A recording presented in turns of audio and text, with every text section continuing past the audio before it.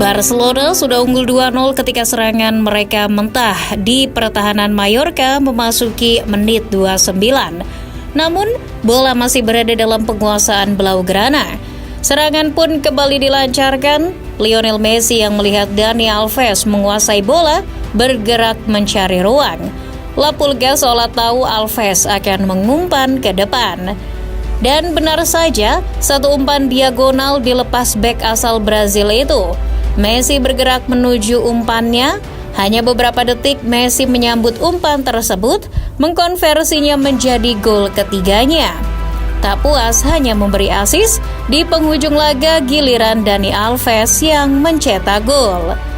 Memasuki menit 90 plus, Barca sejatinya sudah unggul 4-0, namun mereka masih berupaya menambah gol. Messi melakukan tusukan dari sisi kiri pertahanan lawan. La Pulga dilanggar. Tendangan bebas pun diberikan. Messi cepat saja mengambil tendangan itu, memberi umpan ke Dani Alves.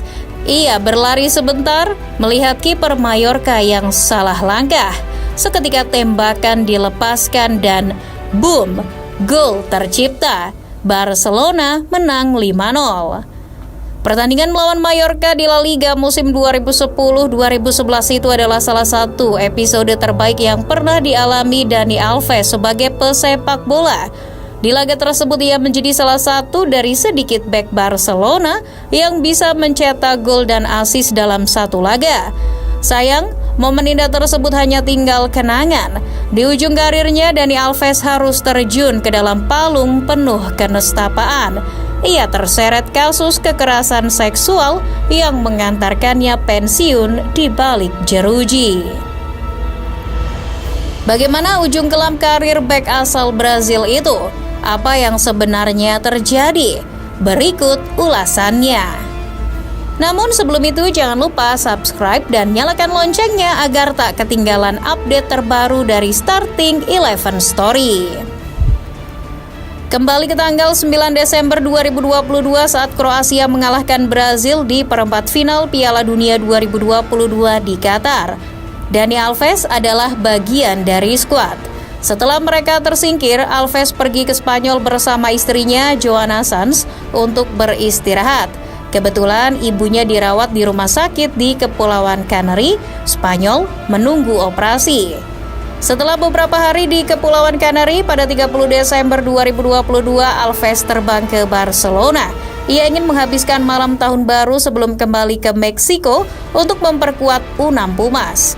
Tertulis 1 Januari 2023 di tiket penerbangannya ke Meksiko.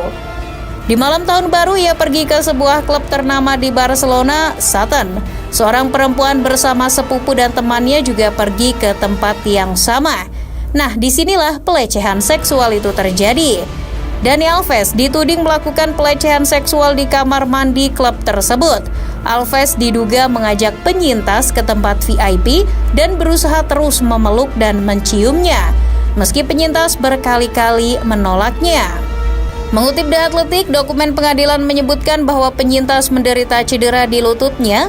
Ia juga mendapat gangguan psikologis yang membuatnya stres dan traumatis. Akhirnya, si penyintas mengajukan laporan ke kepolisian secara resmi pada 2 Januari 2023. Ketika laporan itu masuk dan penyelidikan dimulai, Alves sudah bergabung ke U6.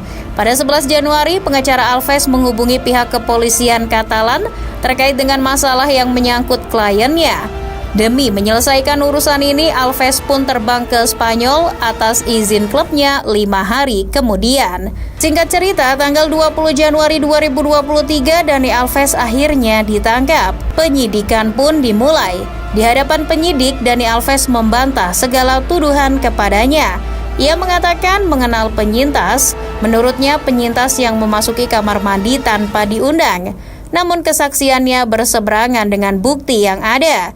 Beberapa sumber dari pengadilan juga menyebut kalau Alves beresiko melarikan diri. Kekayaan yang ia miliki dan fakta bahwa Brazil dan Spanyol tidak memiliki perjanjian ekstradisi membuatnya berpeluang untuk kabur. Alves harus segera ditahan. Pada penyidikan beberapa bulan berikutnya, Alves mengubah pernyataannya. Katanya ia memang bertemu wanita itu, tapi tidak terjadi apapun di kamar mandi klub tersebut. Namun pada kesaksian berikutnya, pernyataan Alves berubah lagi. Ia mengaku memang melakukan aktivitas seksual dengan penyintas, namun dengan persetujuan kedua belah pihak. Ia juga mengatakan melakukan hal itu dalam kondisi mabuk dan mengaku sempat berdansa dengan si penyintas. Keterangan itu berseberangan dengan pihak penyintas. Dalam keterangan penyintas, Dani Alves ternyata tidak membiarkan penyintas keluar dari kamar mandi. Alves bahkan melakukan tindakan kekerasan terhadap penyintas. Pengacara Dani Alves membujuk penyintas supaya kasus ini tidak sampai ke pengadilan. Namun pengacara penyintas menolak kesepakatan itu mengingat konsekuensi buruk yang sudah diterima kliennya. Akhirnya perkara ini pun dibawa ke meja hijau. Di persidangan, jaksa penuntut umum Spanyol menuntut hukuman penjara 9 tahun. Akan tetapi di pembacaan vonis terakhir, Alves divonis penjara 4,5 tahun dan wajib membayar kompensasi kepada penyintas senilai 150.000 euro. Dalam putusan itu, penyintas terbukti tidak menyatakan persetujuan dan terdapat bukti yang menguatkan kalau Dani Alves melakukan tindakan asusila.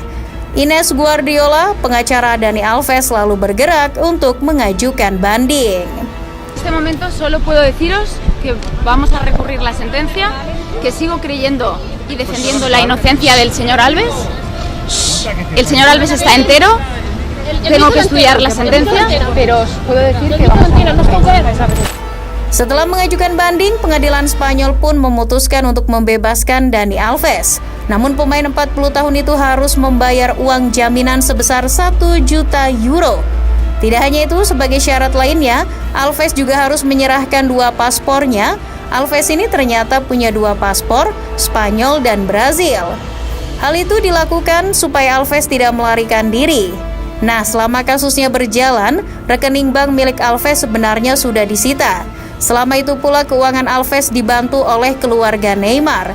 Ayah Neymar, Neymar da Silva Senior, turun tangan untuk mengumpulkan uang sekitar 150.000 euro untuk membayar korban dalam kasus Alves. Tatkala vonis diketok dan Alves mengetahui harus membayar 1 juta euro agar bisa dibebaskan, ia menghubungi ayah Neymar yang selama ini membantunya secara finansial. Namun, ayah Neymar menolak untuk membantu memberikan uang jaminan itu. Alhasil, Alves yang sudah menjalani 25% hukumannya dalam masa prasidang sejak ditangkap Januari 2023 masih harus mendekam di penjara. Dalam keterangannya, ayah Neymar mengatakan situasinya sudah berbeda ketika vonis sudah dikeluarkan.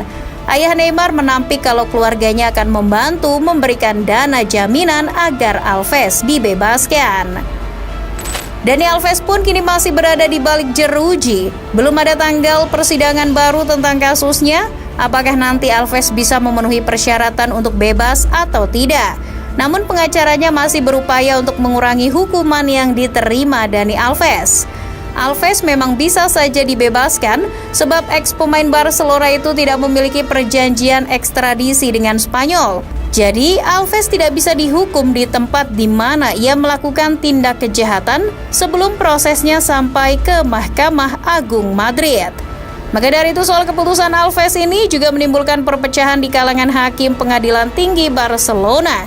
Namun, mayoritas mendukung pembebasan sementara Alves. Hanya Hakim Luis Balesta yang menentang hal tersebut. Menurut laporan CNN, hari ini Dani Alves akhirnya bisa menghirup udara bebas. Ia bebas bersyarat. Ex-pemain PSG dilarang meninggalkan Spanyol dan harus datang melapor ke pengadilan setiap pekan. Tak hanya itu, paspor Spanyol maupun Brazil miliknya juga ditahan agar ia tak melarikan diri. Dani Alves juga dilarang mendekati korban, termasuk ia juga dilarang berkomunikasi dengan korban. Iya, bagaimanapun kasus ini membuat nama Dani Alves tercemar dan itu tentu saja diakibatkan oleh ulahnya sendiri.